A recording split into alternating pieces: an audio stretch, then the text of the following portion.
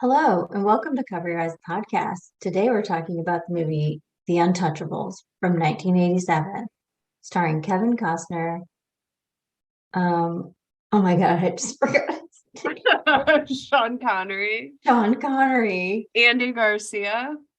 and Andy Garcia. I I'm didn't forget his name because he's my favorite. I was saving him for last. And who else? Robert De Niro. Oh, yeah. I'm fixated on Andy Garcia. I'm sorry. Yeah. So that's what we're talking about today. How are you, Holly? I'm all right. How are you doing, Sarah? Good. You ready to talk about this movie? Yeah, let's go for it. Okay. I feel like this movie is also a departure from our typicals, but we're doing Hollywood hunks, and there are several hunks in here. So We it's get good. 3.5 hunks. Who's the half? Robert De Niro. I mean, I think we can all admit that he's not a hunk in this movie, No, but he no. is sometimes. Yeah, some would say. All right. So Write to us if you think Robert De Niro is a hunk sometimes, all the time, or never. yeah, I'd like to know. I kind of don't know where to begin. Okay, I'll do a short summary. Oh, okay. So Thanks. basically, The Untouchables, directed by Brian De Palma, Al Capone, he rules Chicago. Elliot Ness comes into town. He meets up with Jim, a beat cop, and together they form the Untouchables, a group of 4 men.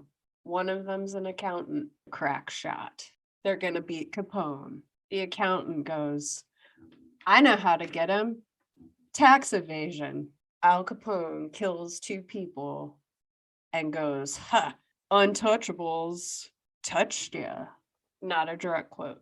Al Capone ends up in jail.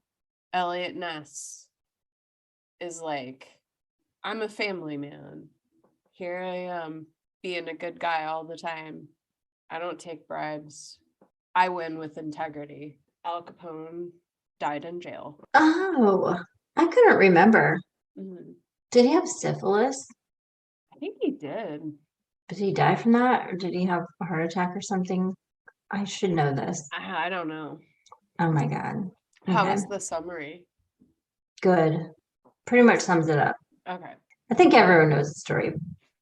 Yeah. It's like they get him on tax evasion, which seems so crazy after all of the terrible things that he's done, but they couldn't pin anything on him. And so, really, it's like a miracle they were able to do that. Yeah. And the accountant, he's an accountant FBI agent. Hmm. Well, I guess this is pre-FBI. So I don't exactly remember what it was called, but in the movie. Yeah. So, and isn't Kevin Costner or Elliot Ness like with the Treasury Department? He's not even like a normal person that would be doing this. Sure. I like how we don't Oh know. my God, I forgot everything. Well, okay, it doesn't matter. He's a lawman. Everyone knows, yeah, he's a lawman. Everyone knows He's in Elliot town to Ness. clean stuff up. Yeah. Some And federal agency that he yeah. works for. And then Al Capone is like, I'm responding to the will of the people. I'm a businessman. And then he's I mean, like, and he's not wrong. well, yeah, I mean, that's the thing. The will of the people. They want their alcohol, and he's getting it Mhm. for them. Mm-hmm. It's prohibition. You can't buy Hmm. alcohol legally. You get forced into buying nasty green beer, or Hmm. they blow up, or Capone's mob blows up your shop. Including a tiny little girl who's there innocently. Green beer is for St. Patrick's Day. That's it, bottom line. No other time. Or you're forced to drink like bathtub gin that could make you go blind or something. You know, you don't know what you're getting Yeah. during those days. And you hear like crazy stories about prohibition people during the prohibition that drink and then like murder. There's like some crazy stories from prohibition Yeah. times, and it's like, yeah, you're drinking poison. you don't know. Some guy just decides, hey, I'm going to make my own alcohol. And then people buy it. And it's like, it's his first batch. He did not know what he was doing. Now you're blind. Sorry, prohibition. And then also I saw this story where there were people who were like trying to supplement it with um substances that they already had so that they didn't have to pay for new ingredients. And someone was using like Kodak film developer Hmm. fluid or something in it, and that was killing people. It's just like how when you buy drugs off the street now, you don't know what you're getting. Like you can think that you're buying one drug and it's laced with something else, and then suddenly you're like naked in the street trying to eat someone's fingers off, and you're like, wait, I thought I was just trying to smoke some weed tonight, and now I have a felony charge because someone put like PCP in it, you know? Yeah. It's like that. Or just the way crystal meth is made. Yeah, exactly. All of that. You don't know what you're getting. I No. mean, there is a place for regulation, okay? Yeah, for It sure. serves its purpose sometimes. Yeah. So, Well, I mean, dangerous Elliot days. Ness, he's like sent there to clean up this Capone mess. And it's like, but Mhm. it's a mess that the government helped create. The cops are all in on. Mhm. So everyone Yeah. is profiting. The system is still profiting off of it being illegal. In a way, it's like prohibition creates more jobs for cops because they get to be glorified in the media when they do something to save or they do a drug bust. But then behind the scenes, they're being paid off by the mob, by Capone's guys, Mhm. to not act. And that's what Elliot Ness comes in on. Everybody is with Capone, everybody says to Capone, like a 10-year-old girl, it's like, how do you answer for this? He's like, you can get by with a kind word and a kind gun. And I was like, that's exactly how I got you to do this podcast. What? What? All right. It worked. No, it's just like it's such a bull, he's a bully. Oh, totally. But he's like Mr. Charming. Yeah, he's Mr. Charming. He's got the media eating out of his hands. They're following him around everywhere. He's like a celebrity. And he's got all these other people doing his dirty work for him. And He's good at what he does. he publicly takes care of people. Hmm. So he looks like he's standing up for the community Right. with his good deeds Hmm. and charity. He's basically like an unelected politician. Yeah, That's what he like reminds me of. he's like the boss of the town. So basically, Elliot Ness comes in and he's, like you said, he is gonna stick to his guns. He's gonna be above board, a straight arrow, no bribes, no baloney.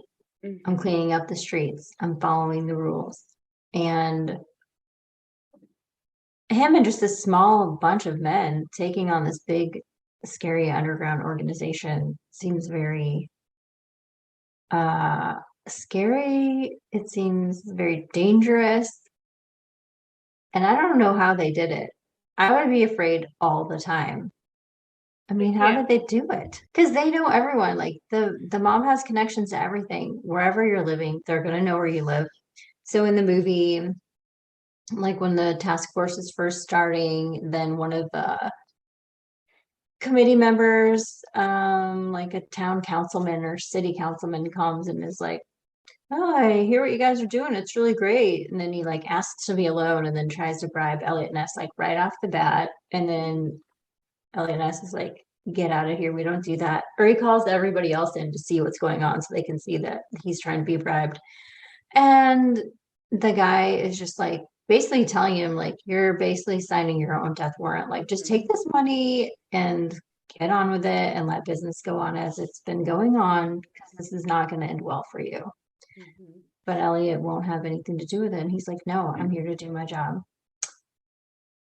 And I have to say, like, that would be a tough choice. Well, and it's Del Close, who's like a father of improv. Oh, really? Yeah, the guy who plays the alderman. Hmm. I thought that was pretty neat. I was like, hey, that's Del Close. That's cool. Um, For all you improv fans out there, yeah. deep dive. Obviously, you can't let people murder people and be bullies. Mhm. And I liked how Ness made a couple comments that were along the lines of like, basically like I'm gonna have a drink whenever prohibition goes away. Yeah, I did read that he became possibly an alcoholic later. Well, I mean, geez, look what he had to put up with. Yeah. But I just kept going back to like the problem of how the government regulation is what created all of the violence in the first place. Hmm. And that the prison, like the prison industrial complex, Hmm. bread and butter is made from laws that tell people how they can treat their own bodies. Hmm.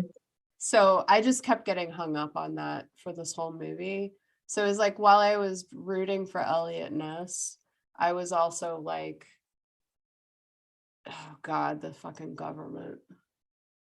The morality police. Yeah. I mean, agreed. I feel like they should just let people do what they want to do, consume what they want to consume to an extent. And every time they try to regulate things, they just create more problems and more criminals because they're creating the criminals by creating the rules that are going to be inevitably broken by these people who are addicted to substances that cannot stop. Even when a law gets passed, it doesn't cure their addiction. So, yeah, they're feeding the system. And you know that everyone who passed these laws, like 97% of them were drinking. They were still Exactly. getting alcohol from somewhere. And they could get the good stuff. Yeah, they didn't have to get the like blind you in 20 minutes stuff.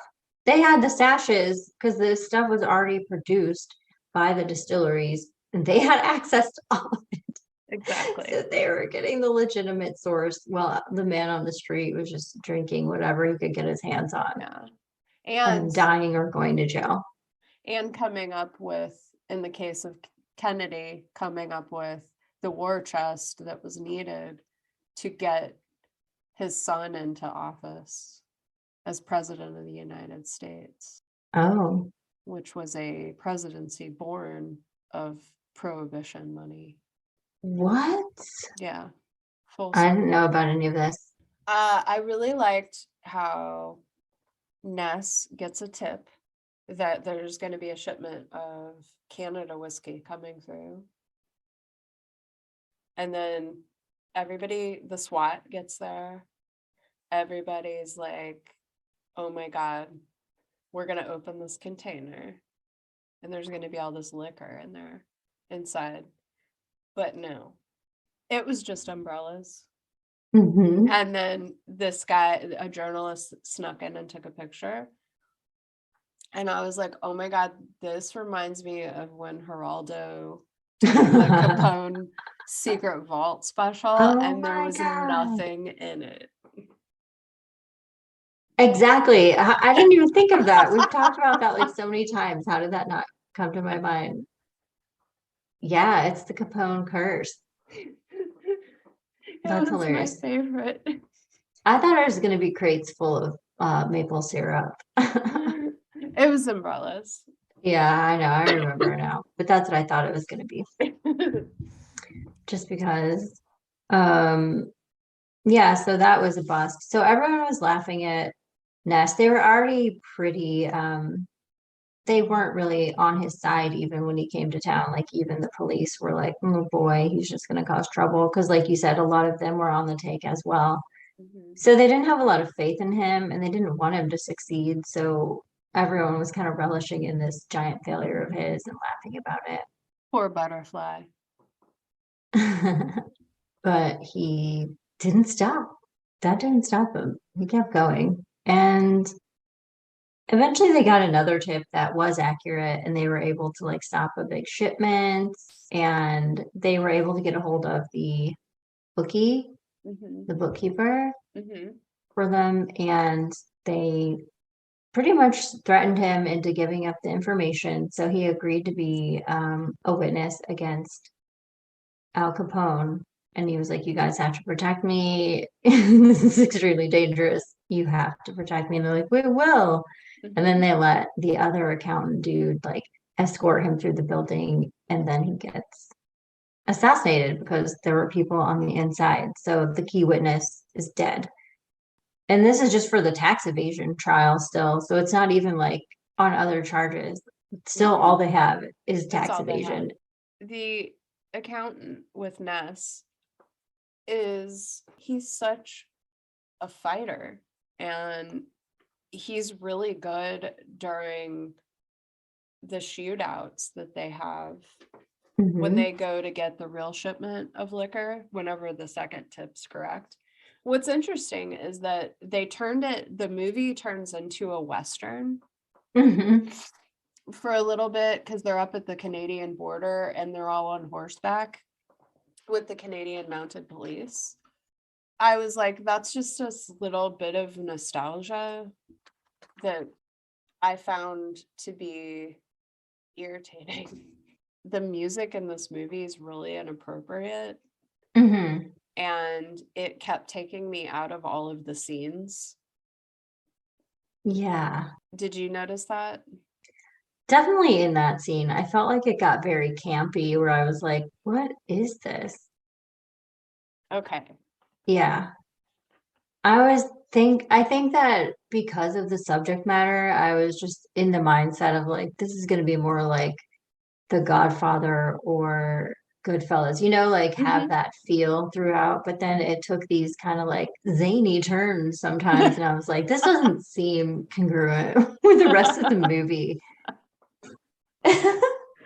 Zany turns. Yeah. Or It's like the totally right. accountant is like this teeny little dude, and then suddenly he's like, pew, pew, pew, I'm the hero. Like, He's- I'm the underdog. It was like he's the cartoon character or something. It just felt very cheesy. Thank you. Okay. Thanks for confirming Yeah. that with me. I felt that as well. So Jim, this beat cop, Can you he's call an him older Malone, please? gentleman. Hmm? Can you call him Malone? Malone. Okay. Is that Sean Connery? Hmm.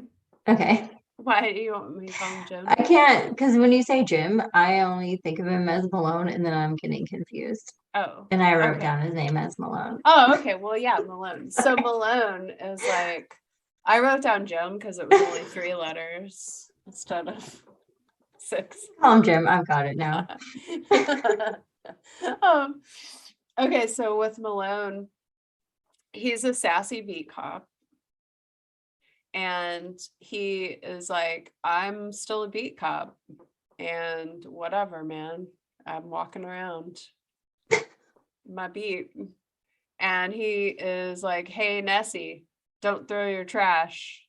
This is how they meet. And then Nessie's like, hey, I'm legal. And he's like, well, this is what Malone's first lesson to Ness. Make sure when your shift is over, you go home alive. That's how Jim Malone has been a beat cop for so long and kept his Hmm. nose out of trouble. So he's the wise guy. He's the papa in this movie. And it's a really sweet relationship he has with his 3 men because he like actively takes on this role and I liked it because I feel like a lot of times these days, and for a long time now, younger people think that older people are dumb and they don't listen to anything that they have to say. And Mhm. everything has to be about new ideas, new ideas, new ideas. You can learn a lot from people who are older than you. It's true. And he did help them and he got some of the key information and he had the contacts in the police department because he knew that some of them were on the take, but he knew who to go to get the information that he needed. Yeah. And then he had like that leverage against them of like, you need to tell us the information we need to bust Capone or I'm going to expose you. Mm-hmm. And so he was kind of a key player in getting this all together. Unfortunately, Oh, he left himself pretty open as a target after I, having done that bold move of like approaching the chief of police and threatening him. And yeah. I mean, Malone provokes the chief of police Mhm. in a way that when I was watching the movie, I felt like, are you really doing that? Like, that's stupid, dude. And it's really out of character because he's extremely smart and actually the brains of the operation in a lot of Mhm. ways. And he teaches all of the guys how to do a stakeout and how to wait relaxed but on the ready to fire. So to have him be so careless as to leave himself open to a shot felt like a dramatic ploy and a manipulation that I didn't appreciate. Yeah, he left himself open to many shots, like 72 shots from a Tommy gun. And he still survived and like dragged himself through the house. Um, I guess he was trying to get to the phone. I don't know if Yeah. he made it to the phone. He grabbed a paper to indicate where they were taking the accountant. Okay, so because Right. after the bookkeeper died, they Hmm. found the Al Capone's accountant who knew everything because they had this ledger, but it was like in a code. Right. And he could totally unlock the fortune. Capone's men had him, but they knew that they were taking him to the train station. And so Jim Malone was going for a way to indicate where they were taking him because he knew the answer. Hmm. So, of course, he holds out with like just blood spilling out all through the house where he dragged himself. It's all over him. Like you can practically smell it. It's like saturating the film. And it's really sad. Then they go to the train station. There's only two of them left. It's just Andy Garcia and Kevin Costner and a baby. It's like two men and a baby. Hmm. It's And nerve-wracking. I hate the sound of babies crying in movies more than anything. mhm. Horrible. I hate the sound of babies crying. This whole scene is horrible. I'm just gonna say it. It's not good. Deeply So unpleasant. it's not pleasant. Yeah, so Sean Connery has the information, and that's like the last his last act of life is to give this information to Kevin Costner so they can go get the accountant. So they're staking out the train station. The other accountant, the good one's already dead, so it's just those two left, Stone and Ness, and then they're staking it out, waiting, waiting, waiting, and the whole time Ness is like up on this upper balcony. And there's this mom trying to transport a baby and her luggage, which is like, I don't know how moms do it. Every time I see them in the airport, I'm like, how are you doing this? You're amazing. I can barely get myself together. how are you traveling with kids and luggage? It's incredible. And this mom, the baby's crying. She's trying to move like everything really slowly, one thing at a time. It's taking forever. And I was like, is this woman like one of Al Capone's men dressed up? Is she part of this? Are we supposed to think that? Because it was going on for so long that I'm just like, this has to be part of the ploy or the setup. And I don't think it was. She really was just a random struggling mom in the train station Yes. that was getting in Ness's way and distracting everyone. So finally, after like listening to this baby cry and watching this woman struggle up like 30 stairs for 30 minutes, Ness is like, damn it, let me just go help her and get her out of the way. So he decides to go help her. And then, of course, at that moment, then they bring in the accountant, and Ness is like, shit, now I'm like holding this fucking baby carriage and I need to shoot this dude.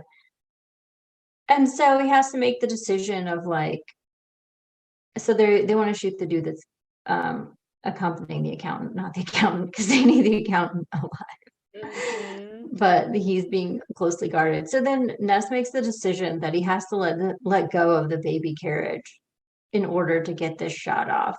And it's like, so then the mom's like, no. And you see the baby carriage going down like 27 stairs so slowly. Yeah. It's like, the scene is so dumb and terrible. I could not stand it. I was like, this is unnecessary. Again, it's so campy and just like, why is this in here? And the baby, they just keep showing the baby like bouncing down every stair. And it's like, this baby is literally getting like concussed for the filming of this movie. I know. So he gets the shot off, or he's starting to. I don't know if he gets it, or does Andy Garcia? Andy Garcia gets it. Of course, he's the best. He saves the day. But so the baby's Under the going baby carriage. down the stairs. Yeah. And then it gets to the very bottom, and everybody's acting like, oh God, when it gets to the very bottom step, then something really bad's going to happen. And it's like, no, he's made it to the bottom step. He's safe now. You can rest. Okay. Nothing bad's going to happen when there's only one step left. He's already bounced his way down 37 steps. The danger's over. That was so dumb. But then like Stone, Andy Garcia like swoops in and stops the carriage from hitting the ground. So he literally stops it from a fall of like 6 inches. And then he's holding the baby carriage in one hand and the gun in the other. And then he gets the shot off against Al Capone's guy. And then you see like brain splatter onto the marble wall. There's a lot of graphic brain matter in this movie. A lot of corn syrup. Yeah, and like sausage or something. There's like there's material in there that's sticking to the wall. So then it's like dun, dun, dun, dun, the day is saved. They get the accountant, and then they can go on with the trial. The baby's alive with a slight traumatic brain injury, and the mom is PTSD. But the trial goes on. And then Al Capone, of course, they've paid off the jurors, which is like, duh, of course that's going to happen, right? And you think they'd probably pay off the judge too. But I don't think that they did in this case. I would be so afraid to be a juror or the judge in this trial. Like, oh my gosh. I would just quit. Yeah. But so then it's like, he's resting easy because he's like, I've got this in the bag. His little main guy that's been doing all the killing for him comes in and shows him the list of like everyone that's been paid off. So Capone's like, cool, whatever happens, it doesn't matter. I'm going to win. And then that guy gets kicked out of the courtroom, and then they find the list in his pocket. So then they know the jury's been paid off. So then they call for like a recess, and the judge is like, comes back after the recess and is like, we're switching juries with a jury in the courtroom next door. And then Al Capone's like, loses his mind. There's pandemonium in the courtroom, but there's nothing he can do about it. No. His goose is cooked. And the trial goes on, and he's found guilty of tax evasion. So boring. I love it. I don't even remember what his sentence was, but it's like, yeah, he goes to jail and then he dies in jail. And then Yeah. like the next day, prohibition is fucking lifted anyway. I'm like, are you kidding me? Why didn't you just lift it maybe like 2 months before and save all of this trouble and just put Al Capone out of business? Ridiculous. Ridiculous. So anyway, that's the movie. The best part for me was when they went to recruit little baby Andy Garcia. Oh my God. And he was like doing his police trials and he was wearing this little sweatsuit. It's so cute.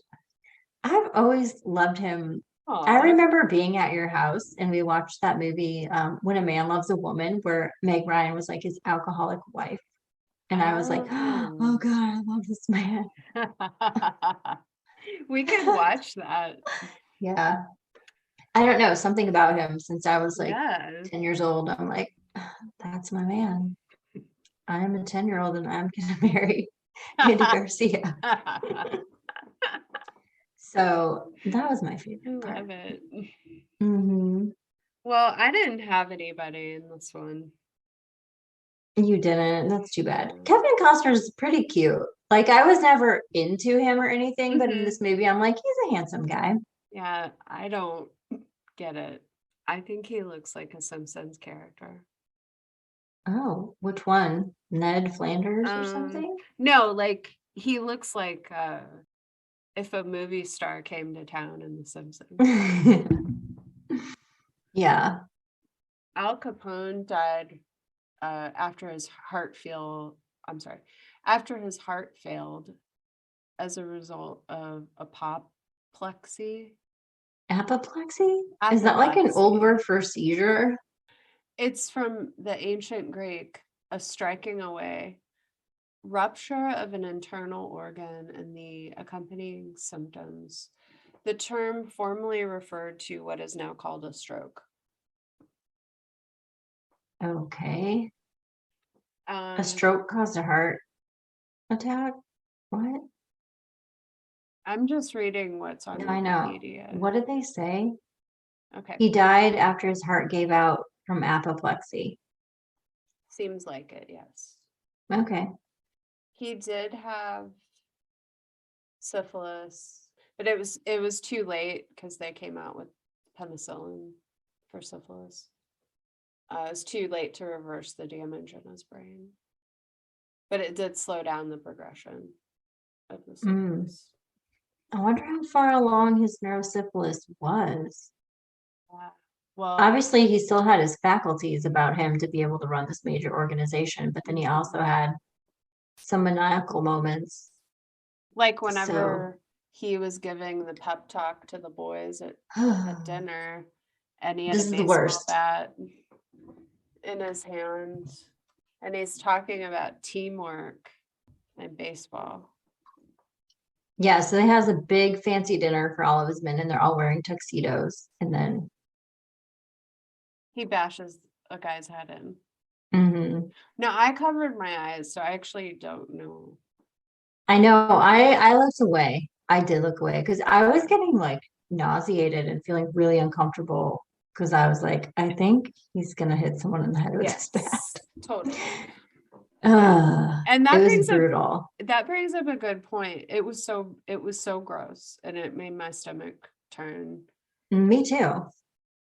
And you hear one exclaim, "Jesus Christ," as it's happening, and it makes it even worse. Hmm. Because it feels more real to me when he says that. Robert De Niro has consistently taught me through his movies to not trust people that have charisma, Hmm. because he can really lay it on thick. Yeah. And then he turns out to be somebody who just randomly, well, not randomly, but bashes some guy's head in with a baseball bat at dinner while Yeah. giving a speech on teamwork. Right. And that's why I love Robert De Niro. He's pretty good. I love actors who can be so convincingly likable and monstrous at the same time. I think that's like a real talent. Definitely. It also makes me not trust people. Yeah. What is he like in real life? Oh, I don't know. I love him. I love his acting so much that I've never looked into it. What if that's just really how he is? I have a feeling Acting. if he hasn't gotten caught yet, I have a feeling he's probably fine at this point.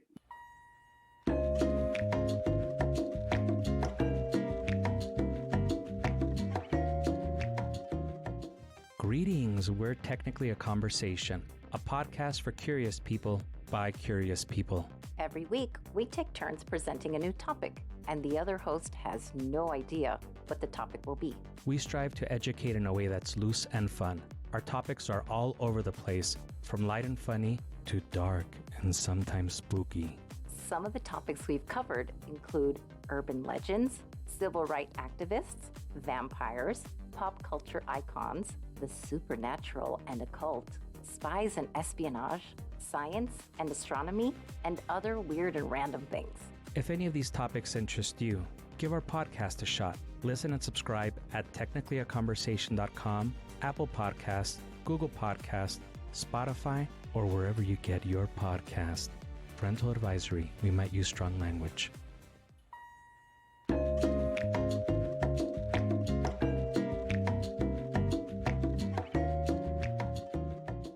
He has a twinkle in his eye, and when he does, it makes me like him.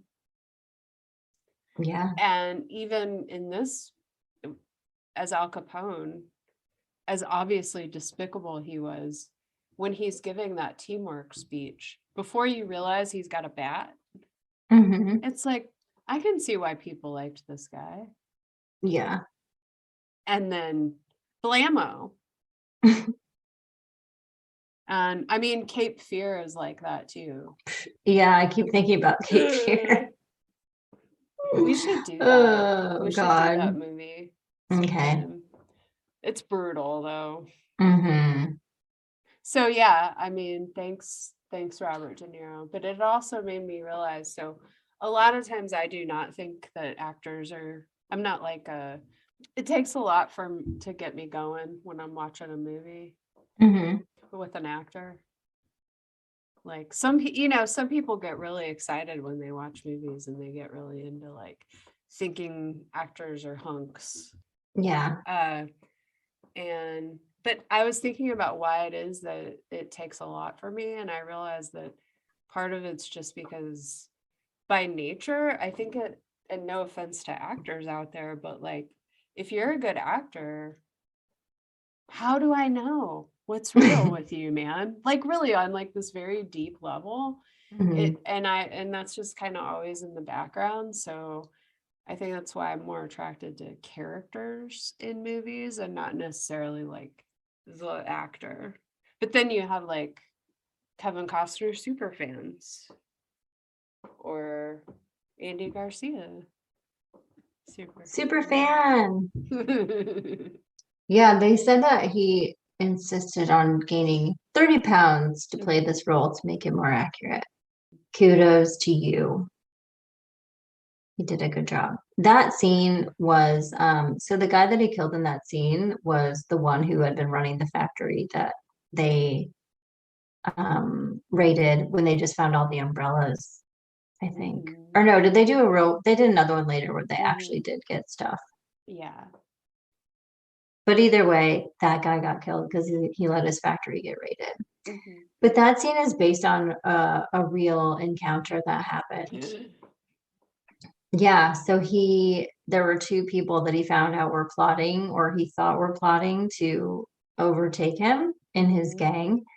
And so he staged like a dinner thing and he beat them to death with baseball bats. But two people. Oh gosh. At least two. From what I remember. Did he do all of the killing? I think he must have had someone like hold this because once you start on one, it's going to be pretty hard to get the second one. So someone had to like hold the other one and wait. Oh, that's awful. I mean, sometimes whenever I hear about this stuff, and okay, so this one seems like just having listened to a lot of true crime, reading true crime, all of it, like through the years, you get this sort of where you gloss over, if you're not Yeah. seeing it visually, you just gloss over like what actually happens, like the details, the gory details of the murder, abuse, and you don't like really step into it. But like when you really break that scene down, it's like he beat two guys to death with baseball bats. Moving on. But then it's like, no, wait. He did that to two guys, so he's got to hold him down. I mean, like the amount of time that we're talking here and like how systematic and controlled it is Yeah. outrageous. Yeah, and I think that the scene in the movie did a good job of like laying out, no, this is what it's really like to kill someone. Like it's intentional and graphic and it takes time. Mhm. He just bashed away at that guy's head for like a long time, multiple. Yeah. And blood splattering on him. It's a long scene. It's a long graphic scene. And we've talked about this before of gore Hmm. and like showing the actual effects of suffering as opposed to just like bang bang. There's like a little red hole, a stain on their shirt and they fall over. Hmm. Violence versus this, which is fucking gore. Yeah, Which Brian De Palma knows how to do gore. he did it.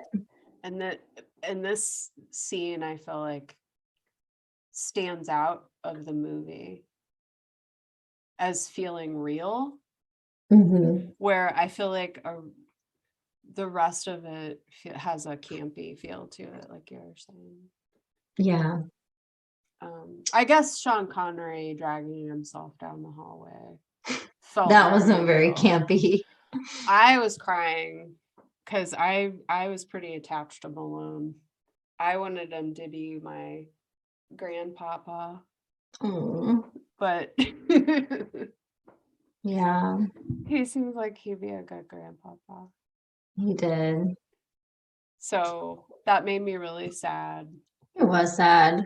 This He's movie just is a alone. fucking bummer. It is a bummer.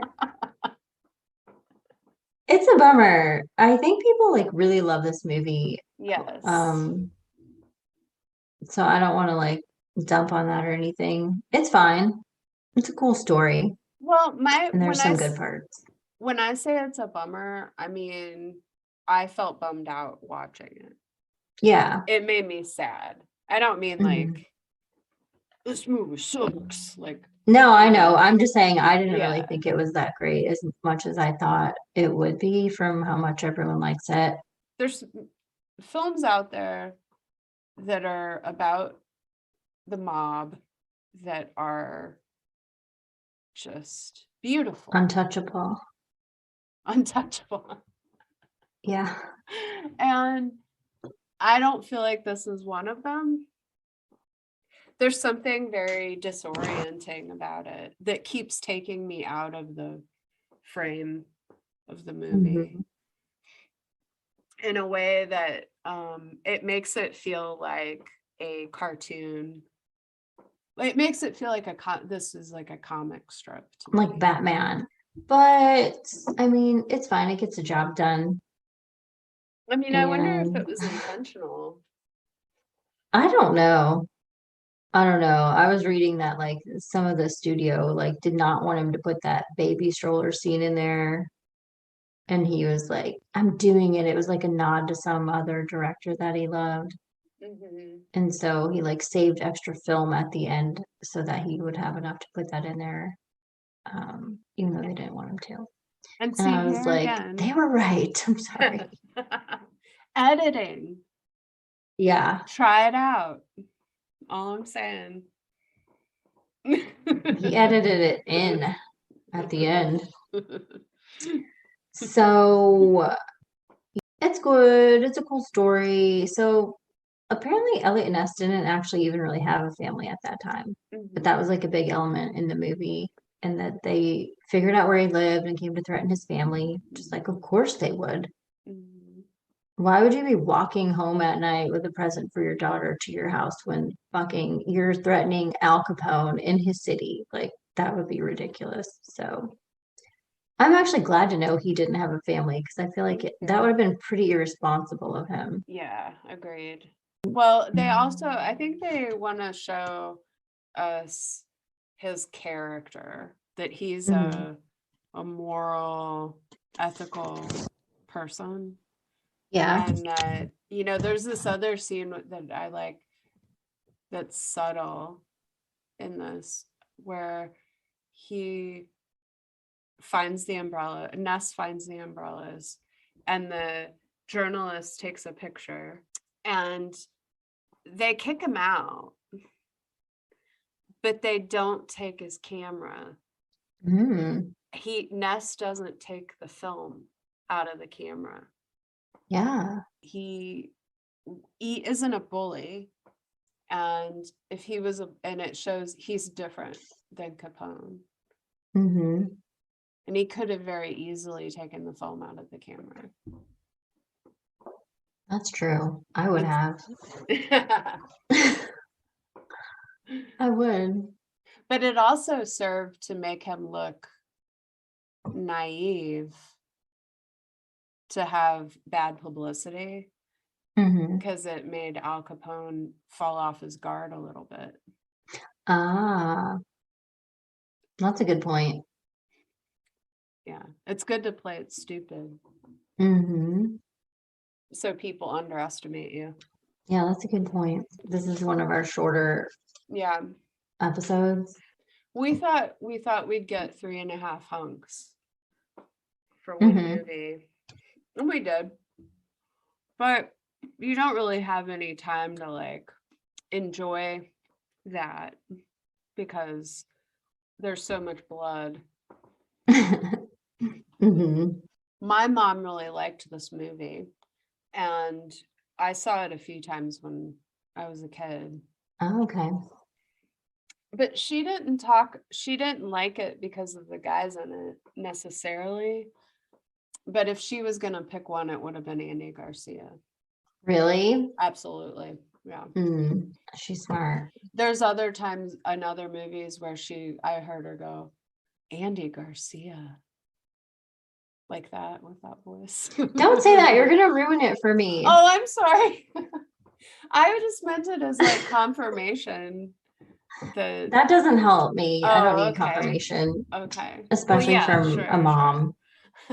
Well, I mean, like, which one would your mom have liked? I don't Or know. does she I'll prefer? ask her. I mean, I don't know. Probably the same. I don't think she ever really liked Kevin Costner. Mhm. I'm just looking at my notes, and Drago is like the real name of the actor who played Frank Nitti, the guy that killed everyone for Al Capone. Yeah, I know. I totally called him the accountant. The good accountant. It's That's so a pretty confusing. cool name for an accountant. Yeah, I saw that in my notes like a couple minutes ago and was like, I need to mention that I totally misspoke. I like it. I'm Drago, the accountant. He's What a cool actually the name anyway. hitman. Oh yeah, and then the hitman falls off the building.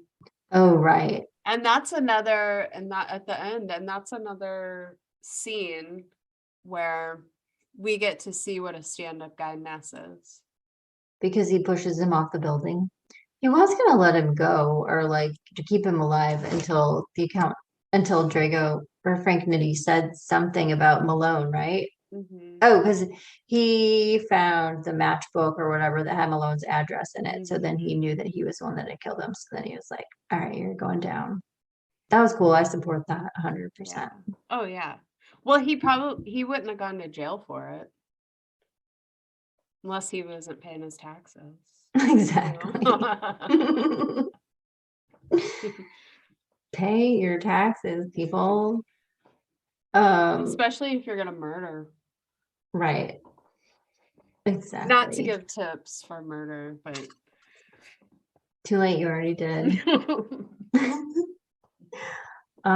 Okay. yeah, that's all I got, man. Yeah. Did you have a favorite quote or anything? Just the like nice guns. Mm-hmm. Not really. I just found this movie it disturbed me in a way that a lot of gangster movies don't, because I love mob movies. Mm-hmm. And um the music was so off that it kept pulling me out of it, and then it was just gory. So, Yeah, I get it. and when I was a kid, I remember hating the baby scene, and I'd usually just like go in the other room when that came on because I hate baby Mm-hmm. sound. I've always hated that. I remember liking Malone Mm-hmm. and then feeling like, wait a second, this is so depressing. Yeah. It seems like you had good judgment as a child. Somewhat. I don't really have a favorite quote either. I wrote something down that one of them said, but now I don't remember who. Because we don't usually wait this long between recordings, so Yeah. that's why we're not as fresh, people. I'm sorry. We Yeah. apologize. Yeah, we're like, remember that one thing? Yeah, I just write down like tidbits because usually we're doing Right. it the next day and then I can fill it in. But now it's been a long time and I'm like, what am I talking about? Yeah. I wrote down one of them said something like, in the old days, if someone stole from their boss or whatever, they'd cut off his nose and put him in a bag with a wild animal and throw him in the river. I was like, dang. I think Ness said that. Wow. That seems intense, but Yeah. they used to do stuff like that. I don't know what cutting the nose off, like, I guess so that Spite you're your bleeding so that the face. wild animal will just go after your nose even Ugh. more and eat your face off. I don't know. Ugh. I have some trivia. Yeah, go for it. So, did you know? I mean, I didn't know. I like old TV, but I didn't know that this Mm. was actually a TV show in the 50s and The Untouchables. And it was produced by Desi Lou Studios, Desi and Lucy. Oh. And it was based on Ness's memoir that he wrote after all this was done. And do you know who played Elliot Ness? Who? Robert Stack from Unsolved Mysteries. What? Yes, I know. Wow. And he won an Emmy for it. Also, Sean Connery won an Emmy for his role in this movie, and it's the only Emmy that he ever won, or an Oscar. Mm-hmm. He won an Oscar for it, and it's the only Oscar he ever won. Oh, wow. Yeah. But yeah, so Robert Stack won an Emmy for playing Elliot Ness in this show. And then the Capone family actually sued Ricky and Lucy over the representation in the show. And it turns out that Desi Arnaz went to high school with Al Capone's son, Albert. Oh, I know. crazy. That is crazy. I wonder what it would be like to be Al Capone's son. I never even knew that he had a son. He probably had more than he knew. Multiple. Exactly. Yeah, so that's kind of interesting. That would be a good series, like Al Capone in high school. People were getting tired of a lot of Italian Americans were getting pretty fed up with being portrayed as just mobsters all the time. And so that TV series was just fueling the fire. And in 1961, someone named Anthony Anastasia, he was a president or a member of the International Longshoremen Society, which we always hear longshoreman. And Dan and I have a joke of like, it always comes up and we're like, what is a longshoreman really? And then we always hear it in like TV and movies and we're like, what actually are they? I think they just work at the ports. I've looked it up. and then I forget again. But I think they typically work at like ports and things like that, like the port of New Jersey where all those barges are coming in and things. Mhm. No offense to any longshoremen that I don't remember exactly what you do, but you do a lot because you're mentioned all the time. So kudos. But anyway, this longshoreman boycotted L&M and Chesterfield cigarettes, who were big advertisers on the show because of defamation against Italian Americans. And then finally, Desi agreed to do no more fictional hoodlums with Italian names. Oh, that's nice. Yeah, so that's nice. That was mine. And then the other little teeny bit of trivia was that they actually thought of making a prequel to this movie and having Nicolas Cage star as Al Oh Capone. God. And then also Robert Stack's real name is Charles Langford Modini Stack. Whoa. Now he's even cooler. I know, Modini. That's it. Nice. Mhm. Thank you. And the question for this episode is, are you friends with, or do you know a longshoreman? And what do you do? And tell me. Write to us at coveredeyspodcast@gmail.com. Anything else? Do you have a parent who's a criminal? Write to us at coveredeyspodcast.com. No, that's not right. At Gmail. Yeah, so that was a short and sweet one. We apologize for inaccuracies and lack of information, but sometimes it happens. The next one will be better. This episode is like whenever somebody says, you know that one actor with the hair? Yeah, it feels kind of like when you wake up in the morning and then you realize you have a book report due and you didn't read the book. This is that episode. But I did read the book, but it was so long ago I forgot the details. Exactly. And that's what happened. But I mean, everyone knows the story. Yeah, sure. They can fill in the details. It's history. It's Okay. history. It's history with hunks. Yeah. And this The real episode's people were not history. hunks, by the way. I did look it up. Just Good one. Yeah, that's good. Elliot Ness was okay. He was like, Yeah. you know, not that that matters at all, but just I Yeah, like to no. compare them to the way that they're cast. Yeah. So Well, I mean, so you don't think Al Capone's a hunk? a hunk of shit. Okay, and herein lies my problem with the term hunk in the first place. Yeah. Yeah. A hunk of what? Mm-hmm. Like, is that like a hunk of Burning meat? love. Maybe it's a hunk of burning love. Did that come from Elvis's song? Is this like where that came from? Ooh. I don't know. I don't know. Well, if you know, write to us at coveryouspodcast@gmail.com. Mm-hmm. All You right. hunk of burning love. Okay, you guys. Thanks for listening. Thanks for bearing with us through this episode. You can listen if you like it. You can rate, review, and subscribe. You can join our Patreon. Holly's always working her cute little tail off, making content, adding content, keeping it updated. And there's different levels, and you'll get your money's worth, I promise. Thank you for listening, and we love you and appreciate you. And we'll see you next Tuesday. Bye. Women will sleep with you if you write a bad book. Is that in the movie? No.